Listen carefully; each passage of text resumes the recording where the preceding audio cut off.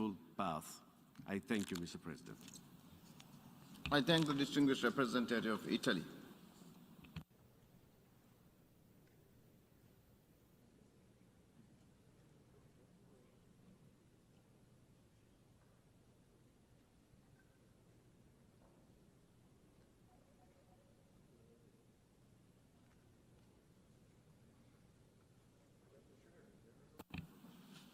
I now give the floor to the distinguished representative of Brazil.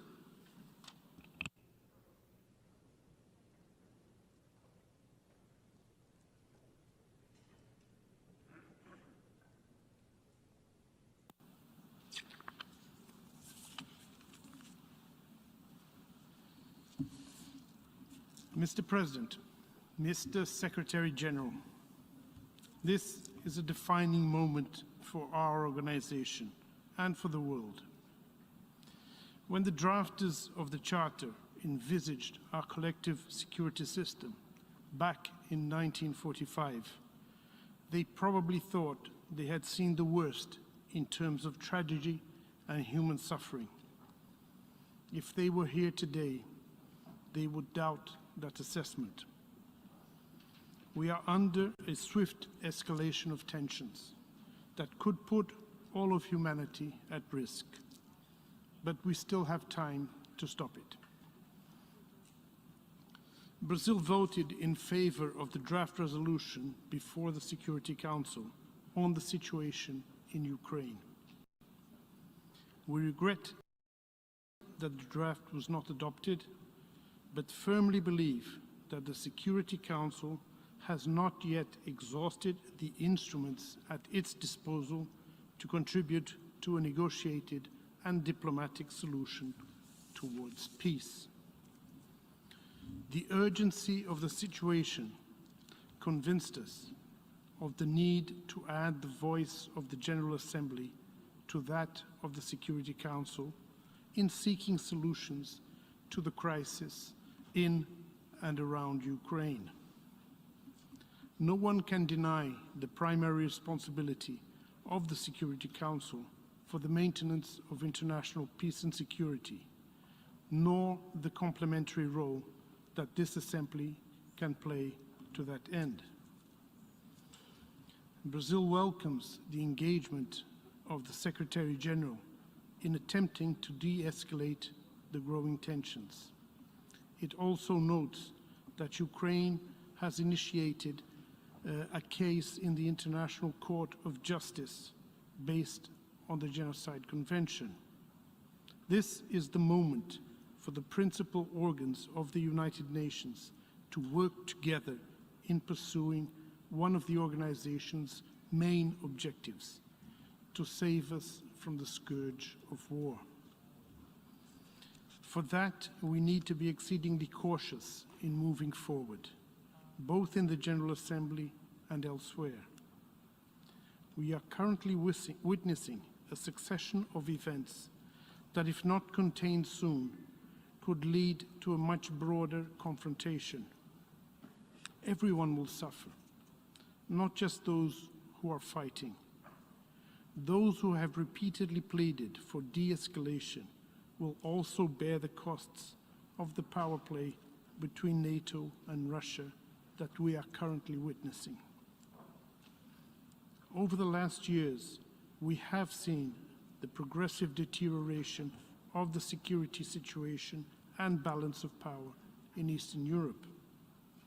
The undermining of the Minsk agreements by all parties and the discrediting of the security concerns voiced by Russia prepare the ground for the crisis we are all witnessing.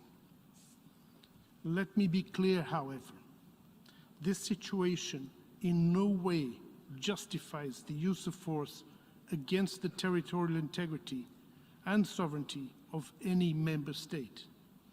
It is against the most basic norms and principles we all abide by, and a clear breach of the UN Charter.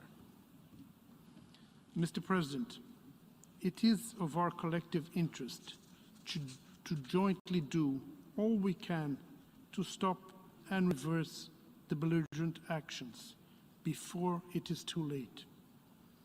Brazil reiterates its calls for an immediate ceasefire in Ukraine, as well as for full respect for international humanitarian law. Equally important, we call all actors involved to reassess their decisions concerning the supply of weapons, the recourse to cyber attacks, and the application of selective sanctions, particularly those which could affect the global economy, including the critical area of food security.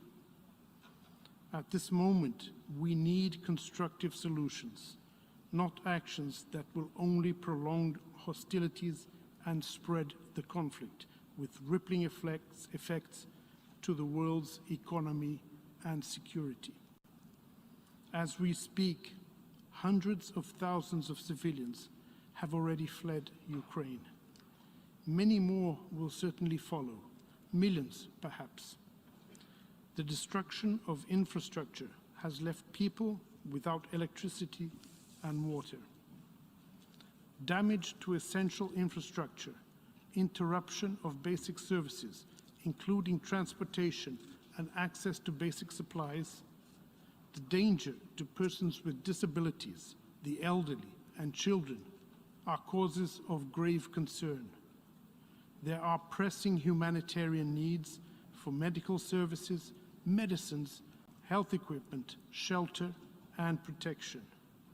The prospect of hostilities conducted in populated areas, compounded by the possible use of explosive weapons and direct participation of civilians, is also extremely worrisome. We urge all parties to avoid this scenario at all costs, bearing in mind the grave risks it poses to the civilian population. We call on all parties to adopt measures to ensure the protection of civilians and of critical civilian infrastructure, as well as to ensure unhindered humanitarian access to all those in need and the protection of refugees and displaced persons. We also reiterate our appeal to Ukraine and Russia to facilitate the withdrawal of all persons who want to leave the Ukrainian territory. Brazil expresses its gratitude to Poland, Slovakia, Hungary, Moldova, Romania, and others that are facilitating the exit of people fleeing the conflict, including Brazilians and Latin Americans. Let me also take this opportunity to express our solidarity to all families who have lost someone in this war, to all people left without home, water, and electricity, to those who are fleeing in fear, sometimes with nowhere to go, and to everyone who is now trapped in a conflict zone, desperately attempting to find refuge. I wish to commend all personnel that are now in Ukraine trying to alleviate the suffering of the population. We know that you are doing your best in very challenging circumstances, and we know that more could be done to assist you in your efforts. Mr. President, few times has the General Assembly been convened under the Uniting for Peace resolution. By meeting today, the international community shows its unwavering determination to reach a diplomatic solution to the ongoing conflict in Ukraine. A peaceful settlement of the crisis is not only the cessation of hostilities, it is about creating the conditions for a greater sense of security among all involved. It is about rebuilding bridges and regaining trust. And it is about respect. Respect for each other's legitimate security concerns, for civilian lives, for all countries that do not want a war, for international law, and for the most basic principles that have guided this organization since its inception. I thank you, Mr. President. I thank the distinguished representative of Brazil.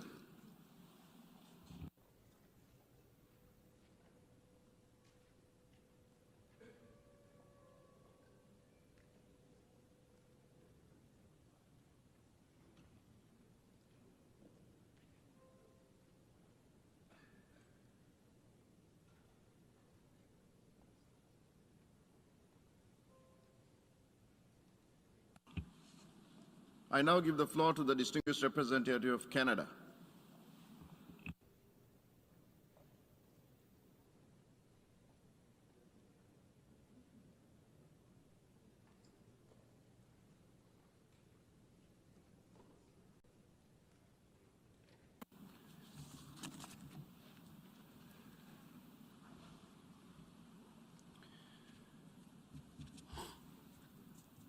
Monsieur le Président, Mr. President, Mr. Secretary General, distinguished delegates,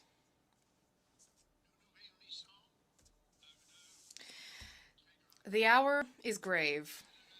The Russian Federation, a permanent member of the Security Council, has unleashed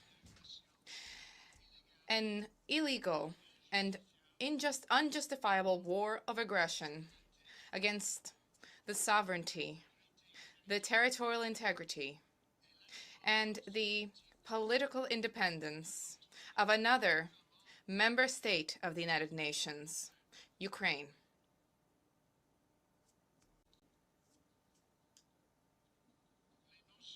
The actions of the Russian Federation constitute an egregious violation of the Charter of the United Nations and of its purposes and of its principles. The sovereign equality of all states, the right of all people to self-determination, the peaceful settlement of disputes, and the prohibition on the use of force. By unleashing this war, the Russian Federation seeks to destroy the freedom of a people and of a nation, a sovereign, independent, and integral nation. This is a war that is fueled by the desire of President Putin to restore imperialism and colonialism. These are the days against which the members of the United Nations have been fighting for generations. And the Russian Federation, once again, has prevented the Security Council from exercising its primary duty, that of protecting the peace, that of the maintenance of international peace and security. We are gathered here today because the Russian Federation has yet again illegitimately exercised its veto right, which we continue to view as illegitimate, as it has done on a number of other occasions. And the Russian Federation has now turned its threat to Ukraine, Europe, and the entire world with the threat of nuclear weapons use in a flagrant violation of the joint statement of the leaders of the 5 permanent members of the Security Council this past January. Mr. President, it was in January of this year that members of the P5 agreed that a recourse to the nuclear option, to the nuclear threat, to the nuclear possibility was wrong. They admitted that no one could win this kind of confrontation. Just a few days later, President Putin announced that he was going to resort to this threat, directly contrary to what he had promised, signed, sealed, and delivered 6 weeks before. And so here we are, with a war that is a threat to each and every one of us. Through this resolution before us today, we as members of the United Nations have the chance to stand up in defense of a free people, and to rebuke the evil notion that might makes right. And now we must all step up and stand up. Canada urges all member states to unequivocally condemn Russia's actions and to vote in favor of the resolution that is now before the Assembly. Russia has not been alone in undermining these foundational norms and rules, Mr. President. Belarus has also violated its obligations under the UN Charter and under international law. By allowing Russia to use its territory to invade and launch attacks against Ukraine, Belarus is aiding and abetting Russia's illegal war of aggression. Belarus's decision to send its force into Ukraine and to revoke its non-nuclear status are all completely unacceptable to us and completely incompatible with its obligations under the Charter of the United Nations. Mr. President, there must be accountability for these actions. As Russia has escalated its unjustifiable attack on Ukraine, its forces have encircled and shelled Ukrainian cities, targeting, killing, and maiming innocent Ukrainian civilians, children, women, and men. They are bombing civilian objects, hospitals, schools, kindergartens, apartments, and homes. They're looting and forcibly displacing civilians. Many hundreds of thousands have fled in freezing temperatures, seeking shelter across Ukraine's borders. There are credible reports that Russian forces are using prohibited weapons, including cluster bombs, and imposing siege warfare on Ukrainian cities. This is not news that comes in last week, news that comes in this morning. Pictures one can see visibly on social media as to what is taking place. Very different from the wars that have been waged in the past. We know what is happening in real time, and it is completely abhorrent. Let me be very clear, Mr. President. These are violations of international law, and they are acts that could amount to war crimes under international humanitarian law. Those acts flow directly from decisions that were made by President Putin and his inner circle, that were enabled by Belarus and their leaders, and carried out by Russia's armed forces and its proxies. These crimes began with an idea.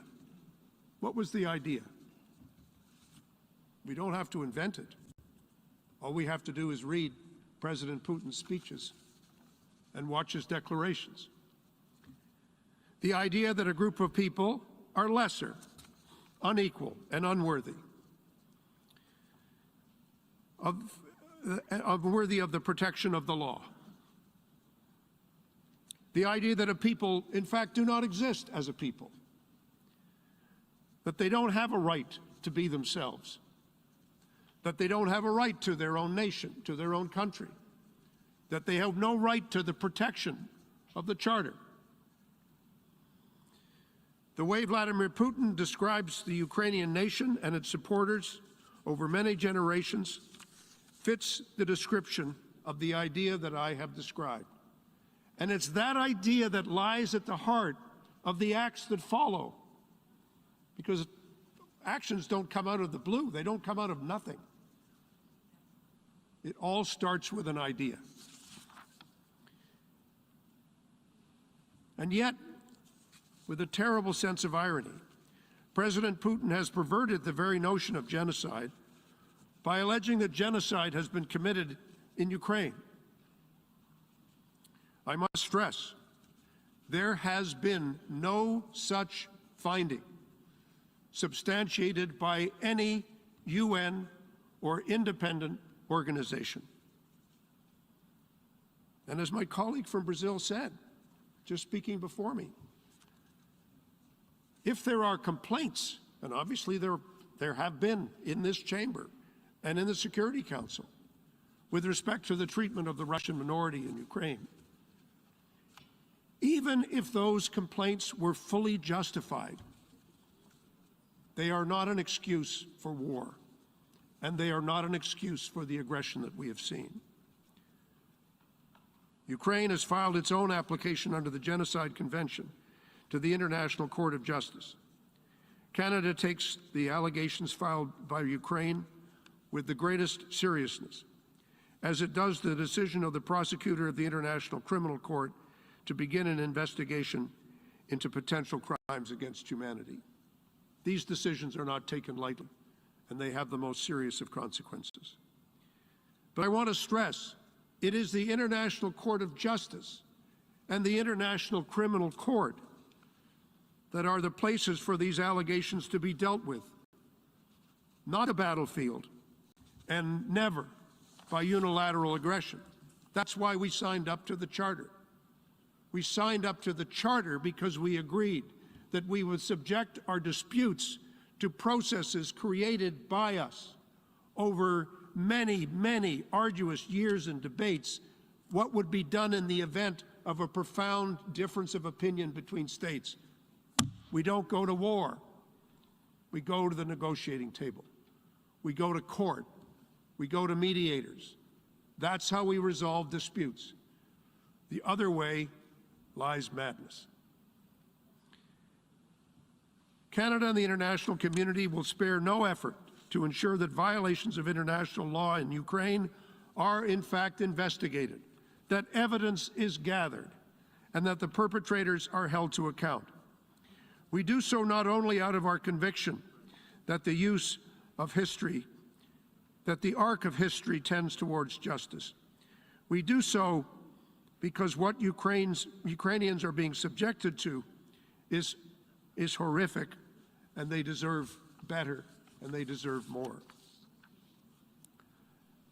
Mr. President, if I may, I'd like to speak directly to the brave people and the government of Ukraine. We are quite simply inspired by you. We are standing with you.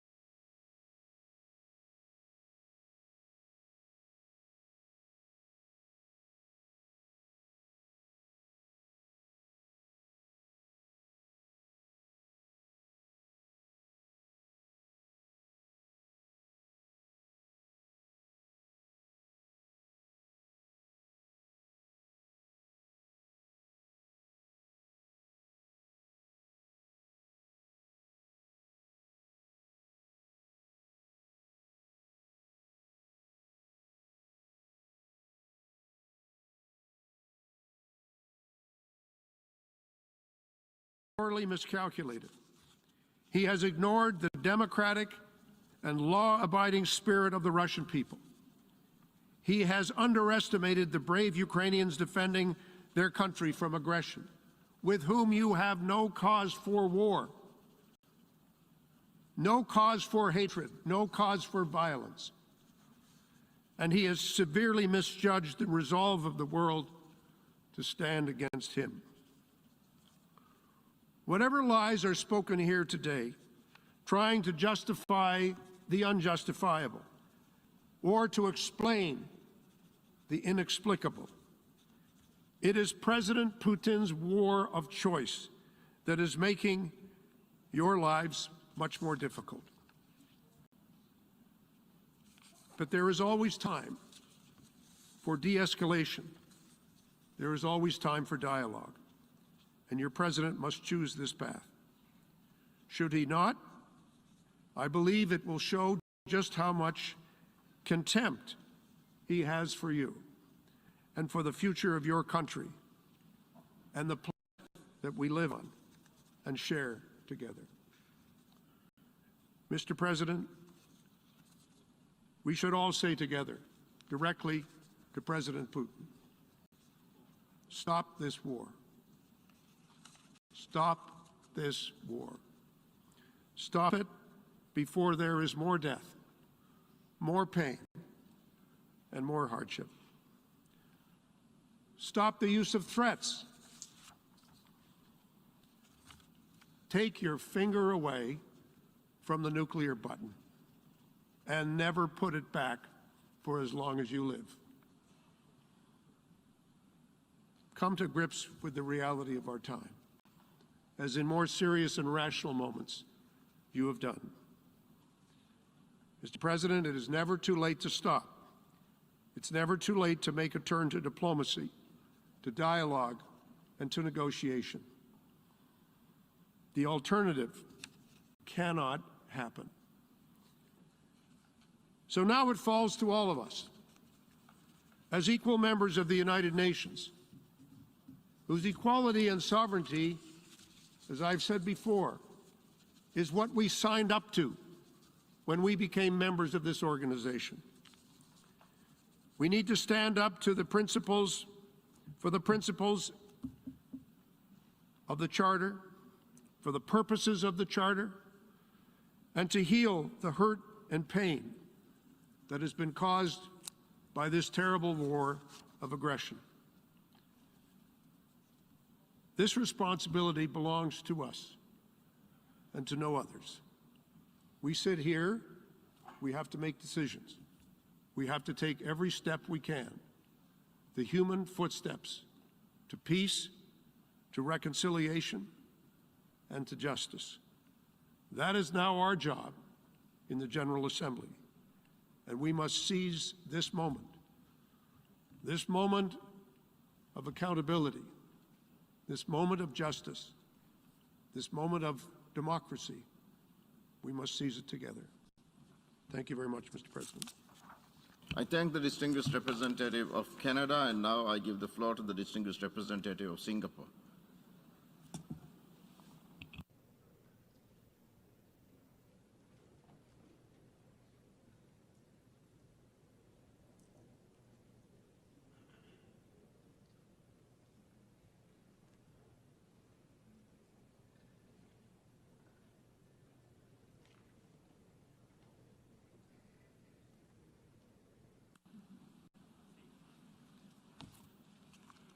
Thank you very much, Mr. President. We are meeting today in a historic emergency special session because the UN Security Council was unfortunately unable to discharge its primary responsibility for the maintenance of international peace and security as a result of the veto cast by the Russian Federation, which is regrettable. We welcome the convening of this emergency special session as it allows all countries, especially the small countries, to raise their voice, to state their views, and to register their concerns in this universal organ of the United Nations. Mr. President, Singapore has always taken a consistent position on the sovereignty, independence, and territorial integrity of all countries. Singapore is a staunch supporter of the rules-based multilateral system and of the United Nations. The unprovoked invasion of Ukraine by the Russian Federation is a clear and gross violation of the fundamental norms of international law and of the UN Charter. The UN Charter prohibits the use of force and acts of aggression against another sovereign state.